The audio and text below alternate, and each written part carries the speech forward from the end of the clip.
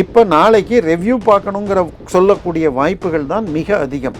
But அதில் 8 நாளில் பண்ணணும் அப்படின்னு ஏதாவது ஒரு அழுத்தம் இருக்குமான்னு எனக்கு தெரியல. அதாவது தீர்ப்புலையே இருக்குமான்னு வெறும் பிளெயினாக கொடுத்துட்டா எத்தனை நாள்லன்னு இவங்க கேட்பாங்களா? அப்படி சொன்னால் திருப்பி 20 நாள்னு சொல்லுவாங்களா?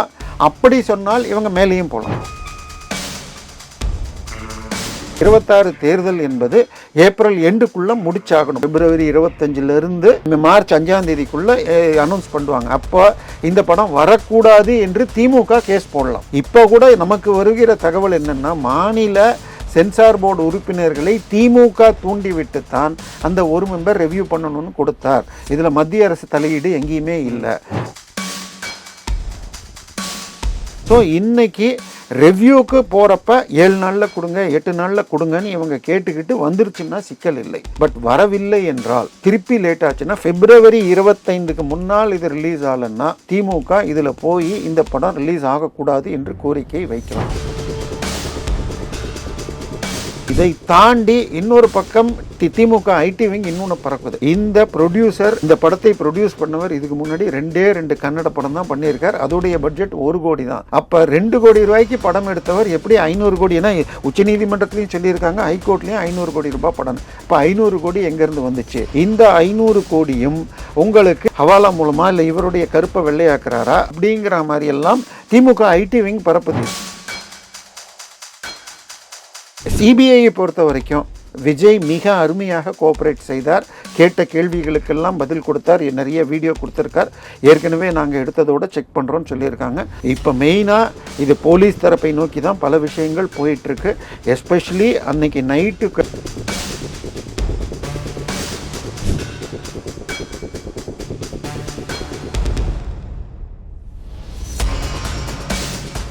ரியல் மன்னியர்களுக்கு வணக்கம். இன்று நம்மளுடைய நேர்காணலுக்கு அரசியல் விமர்சகரான திரு தேவப்பிரியா அவர்கள் இணைஞ்சிருக்காங்க. சார் வணக்கம். வணக்கம்.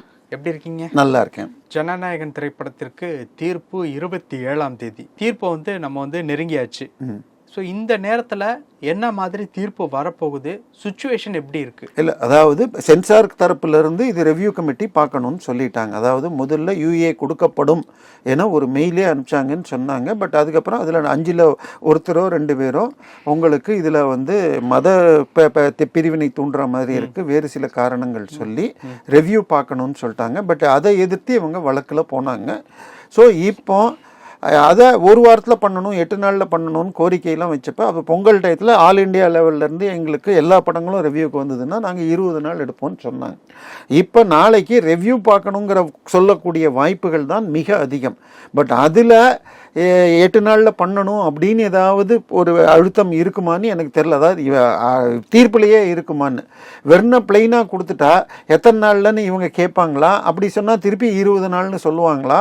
அப்படி சொன்னால் இவங்க மேலேயும் போகலாம். இப்போ 20 நாள்னு சொல்லிட்டாங்கன்னு வச்சுப்போங்க. ஒரு வாய்ப்பில் நாளைக்கு 27ஆம் தேதி ஆகுது. ஸோ தீர்ப்பு கொடுத்து 20 நாள்னு சொன்னால் 17ஆம் தேதி வரைக்கும் போயிடுது. நடுவில் சில லீவுகள் போச்சுன்னா ரஃப்லி பிப்ரவரி எண்ட் ஆகிடுது. உங்களுக்கு நம்மளுடைய தேர்தல் என்பது 26 தேர்தல் என்பது ஏப்ரல் எண்டுக்குள்ளே முடிச்சாகணும். ப்ராசஸ் மேக்குள்ளே பதவி ஏற்கணும். அதில் மேற்கு வங்காளத்தை எடுத்துக்கிட்டிங்கன்னா 5லேருந்து 7 கட்டம் வரும். அப்போ 5 நாள் கேப்புன்னு வச்சுக்கிட்டா உங்களுக்கு மார்ச் எண்டுலேருந்து வரும்னா பிப்ரவரி எண்டுக்குள்ளே அனௌன்ஸ் பண்ண வேண்டியிருக்கும். பிப்ரவரி 25லிருந்து மார்ச் 5ஆம் தேதிக்குள்ளே அனௌன்ஸ் பண்ணுவாங்க. அப்போ இந்த படம் வரக்கூடாது என்று திமுக கேஸ் போடலாம். இப்போ கூட நமக்கு வருகிற தகவல் என்னென்னா, மாநில சென்சார் போர்டு உறுப்பினர்களை திமுக தூண்டிவிட்டுத்தான் அந்த ஒரு மெம்பர் ரிவ்யூ பண்ணணும்னு கொடுத்தார். இதில் மத்திய அரசு தலையீடு எங்கேயுமே இல்லை. பட் ஒன்ஸ் அந்த லெவல் வந்துருச்சு அப்படிங்கிறப்ப சரி நம்ம இதை எடுத்துக்கொள்வோம்.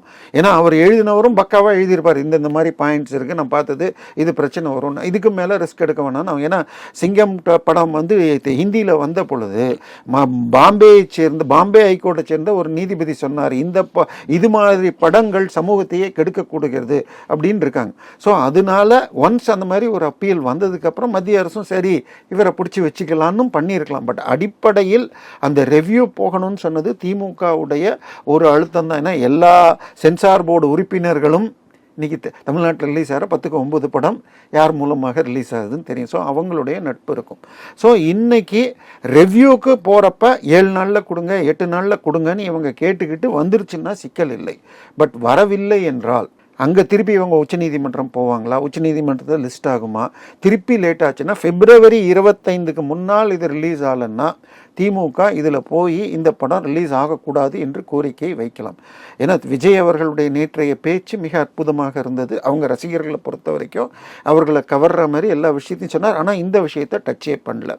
அதை தாண்டி திரு ஆதவ அர்ஜுனா பேச்சும் நல்லா இருந்தது. தலைவர் அத்தனை தொகுதிகளுக்கும் பூத் ஏஜென்ட் போட்டார், 3 லட்சம் நிர்வாகிகளை ஏற்பாடு பண்ணிட்டாரு. ஒன்று திருமாவை சீண்டி இருக்கார், உங்ககிட்ட கட்சி தான் இருக்குது, தொண்டர்கள் ஓட்டெல்லாம் எங்களுக்கு வந்துருச்சு, அதுக்கு நாவடக்கம் தேவை அப்படின்னு சொல்லிட்டு ஒரு செய்தியாளர். இல்லை அதெல்லாம் அவங்க சொல்லிக்கிற சார், இவங்க 2.25 கோடி குடும்பத்திலையும் ஒரு ஓட்டு இருக்குன்னாங்க. இப்போ எல்லார் வீட்லேயும் இது பண்ணணும்னு அவசியம் இல்லை. இப்போ ஒன்றுமே இல்லை, ஒரு நல்ல படம் 500 கோடி ஓடுதுன்னு வச்சுக்கோங்களேன். 500 கோடியில் 25% தான் தமிழ்நாடு தியேட்டர் கலெக்ஷன். மீதி south India collection, all India collection, வெளிநாட்டு கலெக்ஷன், ஓடிடி. ஸோ 125 கோடிக்கு 200 கோடி 200 ரூபாய்க்கு டிக்கெட் கொடுத்து வாங்குறோன்னா 60 லட்சம் பேர் தான் ஒரு தேட்டருக்கு வாங்குறான். அந்த 60 லட்சத்தில் விஜய் படம்னு பார்க்குறவங்க 40 லட்சம் வச்சுக்கிட்டா கூட அதில் எத்தனை பேர் ஓட்டு போடுவாங்க? ஸோ இந்த கணக்கெல்லாம் வேற இருக்கலாம். பட் நிச்சயமாக ஒரு ட்ராக்ஷன் விஜய் பேரில் இருக்குது. ஆனால் ஒரு படத்தை பார்த்துட்டு அப்படி ஓட்டு வந்துருமா அப்படிங்கிறது இன்னைக்கு வரைக்கும் அப்படி இல்லை. விஜயகாந்தாக இருக்கட்டும் அல்லது அவர் எம்ஜிஆர் எல்லா படத்திலும் அதை பில்டப் பண்ணிட்டு போனார். அவருடைய படத்தில் அவர் நெகட்டிவ் கேரக்டரே எடுத்துக்க மாட்டார். அந்த மாதிரிலாம் இவர் அப்படியெல்லாம் பண்ணல. சரி, விஜய் ஒரு நல்ல இதுவாக வசூல் மன்னனாக கடந்த படங்களில் இருந்திருக்கார். இந்த படத்தில் ஒரு கடும் உழைப்பை கொடுத்துருக்கார். ஆனால் இதை தாண்டி இன்னொரு பக்கம் திமுக ஐடி விங் இன்னொன்று பறக்குது. இந்த ப்ரொடியூசர், இந்த படத்தை ப்ரொடியூஸ் பண்ணவர் இதுக்கு முன்னாடி 2 கன்னட படம் தான் பண்ணியிருக்கார். அதோடைய பட்ஜெட் 1 கோடி தான். அப்போ 2 கோடி ரூபாய்க்கு படம் எடுத்தவர் எப்படி 500 கோடி? ஏன்னா உச்சநீதிமன்றத்துலையும் சொல்லியிருக்காங்க, ஹைகோர்ட்லேயும் 500 கோடி ரூபாய் படம். அப்போ 500 கோடி எங்கேருந்து வந்துச்சு? இந்த 500 கோடியும் உங்களுக்கு இதிலிருந்து அதுக்கு பேர் என்ன, ஹவாலா மூலமாக இல்லை இவருடைய கருப்பை வெள்ளையாக்குறாரா அப்படிங்கிற ஒரு இதை தாண்டி சமீபத்தில் சிஎம்சி மருத்துவமனை வேலூரில் கேரளாவை சேர்ந்த ஒரு மருத்துவர் மீது இடி செய்த ரெய்டில் அவர் வீட்டில் 30 கிலோ உயர் ரக கஞ்சாவும் மெத்து 20 கிராம் பிடிச்சாங்க. அந்த டாக்டர் கேரளாவில் கைது செய்த பொழுது அவருக்கும் ஜான் ஆரோக்கியசாமிக்கும் தொடர்பு இருக்கிறது என்றும் தனக்கும் 2 பேருக்கும் வெளிநாட்டிலேருந்து பெரும் பணம் வருகிறது, அப்படி ஹவாலாவை தான் இந்த படமாக இருக்கா அப்படிங்கிற மாதிரி எல்லாம் திமுக ஐடி விங் பரப்புது. இது எங்கிருந்தும் மத்தியிலிருந்து எதுவும் இந்த மாதிரி செய்திகள் இல்லை. ஸோ அந்த வளையத்தில் ஜான் ஆரோக்கியசாமி வரும். பட் சிபிஐயை பொறுத்த வரைக்கும் விஜய் மிக அருமையாக கோஆப்ரேட் செய்தார். கேட்ட கேள்விகளுக்கெல்லாம் பதில் கொடுத்தார். நிறைய வீடியோ கொடுத்துருக்கார். ஏற்கனவே நாங்கள் எடுத்ததோடு செக் பண்ணுறோன்னு சொல்லியிருக்காங்க. இப்போ மெயினாக இது போலீஸ் தரப்பை நோக்கி தான் பல விஷயங்கள் போயிட்டுருக்கு. எஸ்பெஷலி அன்னைக்கு நைட்டுக்குள்ளே 3 மணி நேரத்தில் 41 பேருடைய இது எப்படி பண்ணீங்க, போஸ்ட்மார்ட்டம் பண்ணீங்க, ஏன் அத்தனை பேரையும் காலையில் 6 மணிக்குள்ளே எரிச்சிங்கிற விஷயங்கள் குவாரிகள் தான் இப்போ போலீஸ் மேலே அதிகமாக இருக்குது. பட் திமுக ஐடி விங்க ரிவர்ஸில் விஜயை நோக்கி திருப்பிட்டு இருக்காங்க. ஸோ இந்த நாளைக்கு வர்ற தீர்ப்பில் நீதிபதிகளே, ஏன்னா இது தலைமை நீதிபதியும் இன்னொரு நீதிபதி 2 நீதிபதிகள் பெஞ்சில் ரெவ்யூக்கு தான் போகுங்கிறது 100% வாய்ப்பு. ஆனால் ஒரு வாரத்தில் கொடுக்க வேண்டும் அப்படின்னு கொடுத்துட்டா நாளையோட கேஸ் முடிஞ்சிடும். மேபி February 14 நம்ம இதுக்குன்னு ரிலீஸ் பண்ணிடுவாங்க. ஆனால் உங்களுக்கு அவங்க டைம் கொடுக்கல, இல்லை ஈடி திறப்ப முடியாது, எனக்கு 20 நாள் வேணும்னு சொல்லி அவங்க சுப்ரீம் கோர்ட்டு போனாலோ, இல்லை டைம் கொடுக்கலன்னு இவங்க சுப்ரீம் கோர்ட் போய் இழுத்துச்சுன்னா படம் போயிடும். ஏன்னா அதனால தான் நேற்றுக்கு யாரையுமே அங்கே அதை பேசலை. ஸோ இப்பொழுது இந்த படம் வர வேண்டும் என்பது விஜயுடைய ஒரு முக்கிய நோக்கமாக இருக்கிறதுனால நாளைய தீர்ப்பில் 8 நாளைக்குள்ளே வேணும்னு அவங்களும் நாளைக்கே அவங்க தரப்பு சொல்லி அது தீர்ப்பில் கடைசி நிமிஷத்தில் சேர்த்தாலும் வாய்ப்பு இருக்குது. அப்படி வந்துருச்சுன்னா படம் மிக எளிதாக வந்துடும். அது விஜய்க்கு ஒரு பூஸ்ட் கொடுக்கலாம். இதே நேரத்தில் காங்கிரஸ் கூட்டணிக்கு வாய்ப்பு இருக்கலாம். நேற்றைய பேச்சில் அவர் அதிமுகவையும் ஊழல் சக்தின்லாம் பேசிட்டார். ஆனால் காங்கிரஸை பற்றி எதுவும் பேசலை.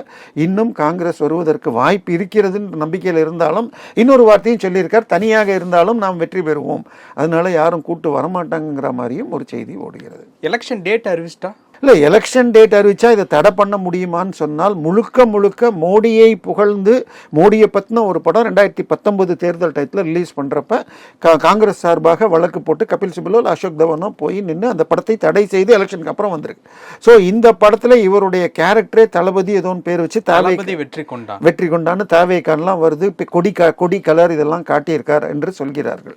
ஸோ இதை காரணமாக வைத்து திமுக பெட்டிஷன் போடலாம். தான் சொல்கிறேன், ஏப்ரல் இது பிப்ரவரி 15க்குள்ள இது ரிலீஸ் ஆகிறதுக்கு வாய்ப்பு இல்லாமல் தள்ளி போகிற மாதிரி தீர்ப்புகள் இருந்தால் அந்த நேரத்தில், ஏன்னா இந்த படம் வரலன்னா என்ன கெட்டு போயிட போகுது, அது கீழே போயிட்டு வாங்கன்னா உச்சநீதிமன்றம் சொல்லிடுச்சு. 500 கோடி நீங்கள் ஏன் போட்டீங்க, நீங்களா டேட் அனௌன்ஸ் பண்ணுறீங்க, சர்டிஃபிகேட் வந்தப்புறம் தான் டேட் கொடுக்கணும், இதுதான் நியாயம். பல படங்கள் பண்ணலாம், பட் அது வந்து ஒரு ப்ராக்டிஸே தவிர அது வழி கிடையாது அப்படின்னு சொன்னதுனால ப்ரெஷர் கொடுக்க முடியாது. ரிக்வெஸ்ட்டாக இப்போ கரண்ட்டு கட் ஆச்சுன்னு வச்சுக்கோங்க, நீங்கள் போய் பார்க்குறீங்க, ஏதோ ரிப்பேர் பண்ணுறாங்க, அண்ணே முடிச்சிருங்கன்னா முடிச்சிருவாங்க. நான் யார் தெரியுமா, என் சேனலுக்கு யார் வராங்கன்னு நீங்கள் மிரட்டினீங்கன்னா அவங்க லேட் பண்ணிட்டு போவாங்க. ஒருவேளை ஷட் டவுனாக இருந்தால் அன்றைக்கி அதுதான் அந்த மாதிரி இருக்கிறப்ப இவங்க போய் உச்ச நீதிமன்றத்துக்கு போனது பெரிய பெரிய நீதிபதிகள் கொடுத்து கடைசியில் இன்னும் தள்ளி போயிருக்கு. ஸோ நாளைக்கு சுமூகமாக 8 நாளைக்குள், எனக்கு ஒரு வாரத்துக்குள்ளே, ஏன்னா இப்போ வந்து பெரிய படங்கள் கிடையாது. பொங்கல் டயத்தில் சொன்னீங்கன்னா ஒரே நாளில் இந்தியா ஃபுல்லாக உங்களுக்கு 100 படங்களுக்கு மேலே இருக்கும், அதில் 25-30 படம் ரிவ்யூ இருக்குன்னா, ஏன்னா ரிவ்யூங்கிறப்ப இன்னும் கொஞ்சம் ஸ்ட்ரிக்டாக பார்க்கணும். அதனால அப்போ 25 நாளுங்கிறது இதுக்கு இப்போ 7-8 நாளில் கொடுக்கறதுக்கு வாய்ப்பு அதிகம். ஸோ 7-8 நாளில் வந்துரும்னு சொன்னால் 5ஆம் தேதியிலேருந்து 8ஆம் தேதிக்குள்ளே வந்தால் பிப்ரவரி 14, ஏன்னா அவங்களுக்கு என்ன டேட் செட் ஆகுதுன்னு லீவ் பார்த்து ரிலீஸ் பண்ணிட்டா படம் ஓடிடும். ஐ திங்க் படம் நல்லா இருந்தால், ஏன்னா படம் வெளியில் வந்தால் தான் நல்லா இருக்கான்னு தெரியும். இப்போ பராசக்தியை பார்த்துட்டு மக்கள் எப்படி புலம்புனாங்கன்னு நமக்கு தெரியும். அதனால் படம் நன்றாக இருந்து ஓடிச்சுன்னா அவருடைய கலெக்ஷன் வந்துடும். பட் இதனால் அவர் ஜெயிப்பாருங்கிறதெல்லாம் அடுத்த விஷயம். பட் இந்த நேரத்தில் இதை பற்றி அவர் இன்னைக்கு வரைக்கும் பேசலை. இந்த படத்தை சிக்கலில் மாட்டினதுலேருந்து ஏதோ ஒரு முறை இவர் நிர்மல்குமார் பேசினாரே தவிர வேறு யாரும் இந்த படத்தை பற்றி பேசலை. நாளை தினம் நல்ல தீர்ப்பு வந்து பிப்ரவரி 5க்கு முன்னாடி ரெவ்யூ ஆகி வந்ததுன்னா படம் வெளியில் வரும். இல்லைன்னா திமுக மேலும் சிக்கல்கள் செய்யலாம். பல விஷயங்கள் பேசணும். நேரத்துக்கு ரொம்ப நன்றி சார்.